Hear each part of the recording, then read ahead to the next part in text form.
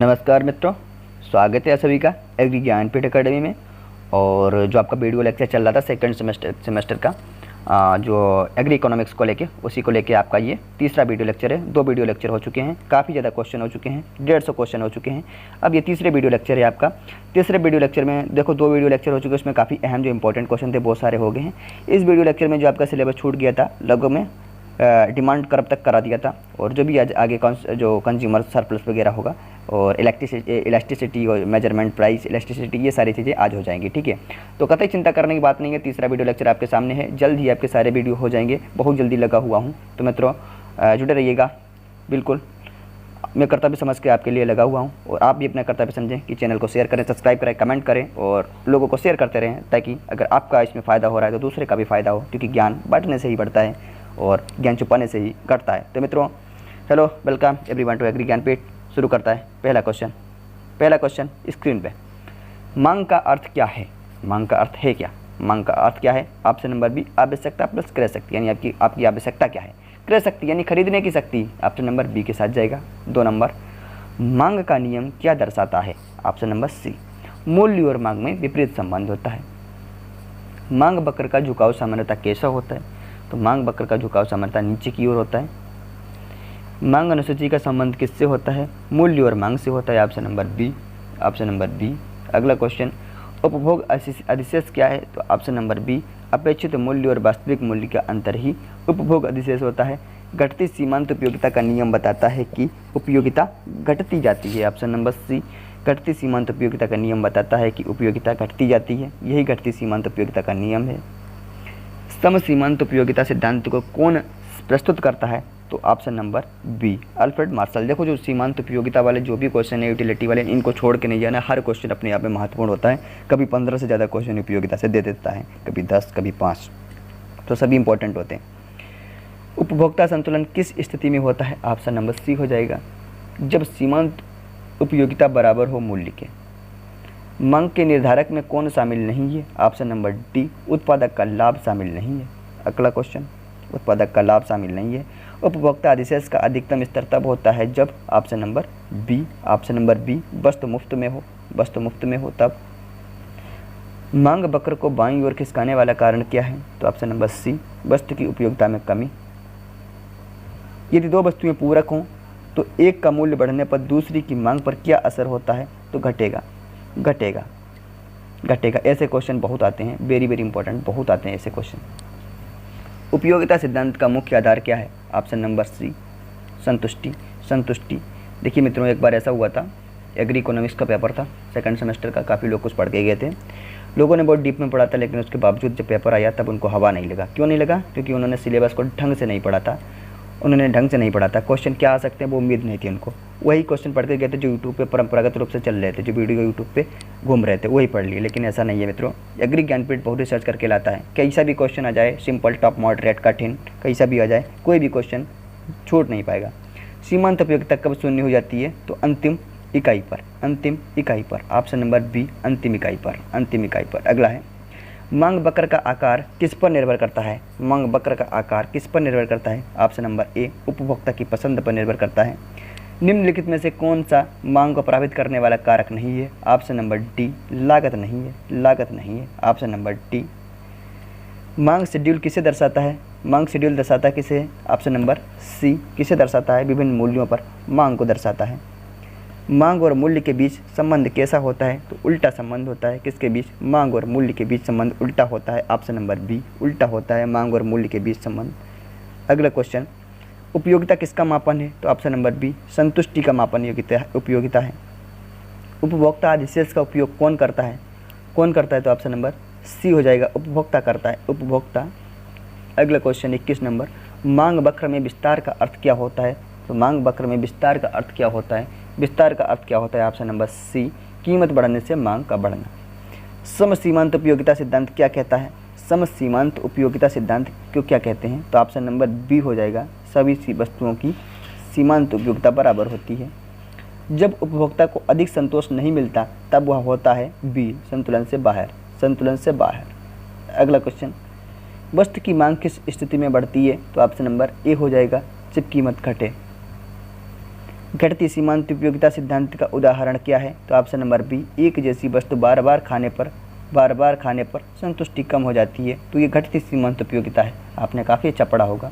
26 number question, उपभोक्ता अधिशेष शब्द का उपयोग शब्द प्रसंग मतलब ये जो क्वेश्चन बता रहे हैं इनका हर क्वेश्चन को बहुत ढंग से समझते जाना और दिमाग में बसाते जाना। हर क्वेश्चन से 2 से 3 क्वेश्चन अपने आप हो जाएंगे, ठीक है, जो क्वेश्चन कंसेप्चुअल होते हैं। जैसे कि ये पहला क्वेश्चन हुआ, ये हुआ घटती सीमांत उपयोगिता सिद्धांत का उदाहरण क्या है? तो क्या है घटती सीमांत उपयोगिता? तो आपको दिमाग लगाना है कि घटती सीमांत उपयोगिता किस तरीके से चलती है। तो ऑप्शन नंबर बी, एक जैसी वस्तु बार बार खाने पर संतुष्टि कम होना। जैसे मान लिया आपके सामने आम ही आम रख दिए जाएं और एक तरफ एक व्यक्ति के सामने आम रखे हैं, केवल आम ही खाने को रखे हैं, दूसरा व्यक्ति है बी नाम का, उसके सामने आम रखे, सेब रखे, केला, अंगूर, संतरा सब रखा है, तो कौन सा व्यक्ति संतुष्ट ज़्यादा होगा? बी वाला। और आम वाला सिर्फ आम ही खा के अमिया जाएगा, तो भैया क्या हो जाएगा? सीमांत उपयोगिता कम हो जाएगी। तो ध्यान रखना इस तरीके से समझाऊंगा तो काफ़ी लंबा वीडियो हो जाएगा, काफ़ी समझाने की चीज़ें हैं, लेकिन जो ज़रूरी है वही समझिएगा। और बाकी अगले सेमेस्टर से अब आप अगर आपका सेकंड सेमेस्टर है, आप तीसरे सेमेस्टर में पहुंचेंगे तो आपको इससे ढंग से समझाया जाएगा कि आपको ज़्यादा दिमाग लगाने की आवश्यकता ही नहीं होगी। पूरा सिलेबस नेक्स्ट सेमेस्टर का आपके दिमाग में होगा। 26 नंबर क्वेश्चन है, उपभोक्ता अधिशेष शब्द का उपयोग सबसे पहले किसने किया? ऑप्शन नंबर बी, मार्शल ने किया। किसने किया भाई? मार्शल ने।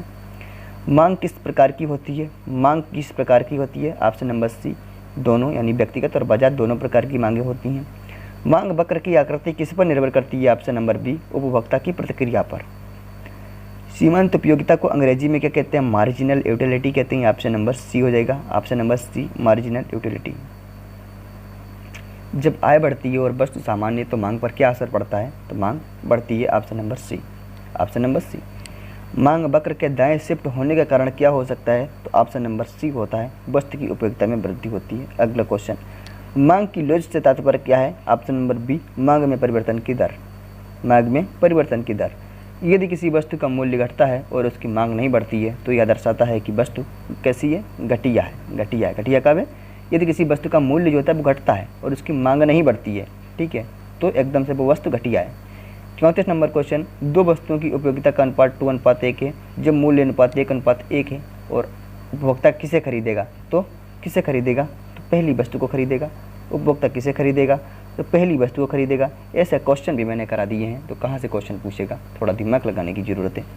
मांग की इकाई लोच तब होती है जब, कब होती है? जब ऑप्शन नंबर बी, मांग में समान प्रतिशत परिवर्तन होता है तब। कुल उपयोगिता अधिकतम कब होती है? ऑप्शन नंबर बी, जब सीमांत उपयोगिता शून्य होती है। अगला क्वेश्चन, उपभोक्ता अधिशेष का सूत्र क्या है? ऑप्शन नंबर डी हो जाएगा, टी यू बराबर टी यू बे। अगला, उपयोगिता किस प्रकार की होती है? तो उपयोगिता किस प्रकार की होती है? मात्रात्मक, गुणात्मक, दोनों प्रकार की होती है। मांग वक्र पर बिंदु के एक स्थान से दूसरे स्थान पर जाने को क्या कहते हैं? तो विस्तार या संकुचन कहते हैं। ऑप्शन नंबर ए हो जाएगा, विस्तार या संकुचन। मांग को दर्शाने वाला ग्राफ होता है ऑप्शन नंबर बी, मांग वक्र होता है। अगला क्वेश्चन, सीमांत उपयोगिता का मान कब ऋणात्मक हो सकता है? ऑप्शन नंबर बी, अधिक उपभोग के बाद। मांग की लोच अधिक होती है जब, ऑप्शन नंबर सी, वस्तु विलासी होता। अगला क्वेश्चन, मांग की लोच मापी जाती है, ऑप्शन नंबर ए, प्रतिशत परिवर्तन के आधार पर मापी जाती है। जब कोई व्यक्ति सीमांत उपयोगिता को मूल्य के बराबर कर लेता है तो वह होता है ऑप्शन नंबर ए, संतुलन में होता है। अगला 45 नंबर क्वेश्चन की तरफ। 45 नंबर, उपभोक्ता संतुलन की शर्त क्या है? तो क्या है? ऑप्शन नंबर बी देख लेना, ये फार्मूला रट लेना, थोड़ा भी ध्यान रखना। हालांकि एक फार्मूला में कोई कंफ्यूज नहीं करेगा, 1-2 शब्द भी फार्मूले के ध्यान है तब भी काम चलेगा। अगला क्वेश्चन क्या है? मांग वक्र कैसा होता है? मांग वक्र कैसा होता है? तो ऑप्शन नंबर बी, नीचे की ओर ढलान वाला होता है, नीचे की ओर ढलान वाला। उपयोगिता की इकाई होती है तो बता चुका हूँ। कुल उपयोगिता को दर्शाया जाता है, ये भी हो चुका है। सीमांत उपयोगिता घटती है तब जब उपभोग बढ़ता है, जब उपभोग बढ़ता है। उपयोगिता की कुल राशि क्या कहलाती है? ऑप्शन नंबर बी, कुल उपयोगिता कहलाती है, कुल उपयोगिता। अगला क्वेश्चन, मांग अनुसूची किस प्रकार की होती है? ऑप्शन नंबर सी, दोनों, व्यक्तिगत, बाजार, दोनों। अगला क्वेश्चन, यदि किसी वस्तु की मांग पूरी तरह मूल्य पर निर्भर हो तो लोच होगी, तो ऑप्शन नंबर बी, अनंत हो जाएगी, अनंत। अगला क्वेश्चन, मांग में कमी का तात्पर्य क्या है? ऑप्शन नंबर सी हो जाएगा, वक्र का बाएं स्थानांतरित होना। सम सीमांत उपयोगिता सिद्धांत में एक उपभोक्ता, ऑप्शन नंबर बी, कई वस्तुओं की को तुलना करता है। अगला क्वेश्चन, मांग का कानून किस पर आधारित होता है? ऑप्शन नंबर ए, उपभोक्ता के व्यवहार पर। अगर टी यू घटने लगे तो एम यू होगा, एम यू क्या होगा? तो ऋणात्मक होगा, ऑप्शन नंबर बी। मांग और आपूर्ति का मिलन होता है, ऑप्शन नंबर बी, संतुलन बिंदु पर, यानी एक बैलेंस पॉइंट होता है वहाँ पर मांग और आपूर्ति का मिलन। अगर आपने ग्राफ देखा होगा तो ग्राफ काफ़ी उसका अट्रैक्टिव होता है, और मैं अगर टाइम बचा तो एक ग्राफ के सहारे जो इकोनॉमिक्स में समझने वाली चीज़ें हैं वो सब समझा दूंगा, ताकि आप कोई भी डाउट ना लेके जाएं।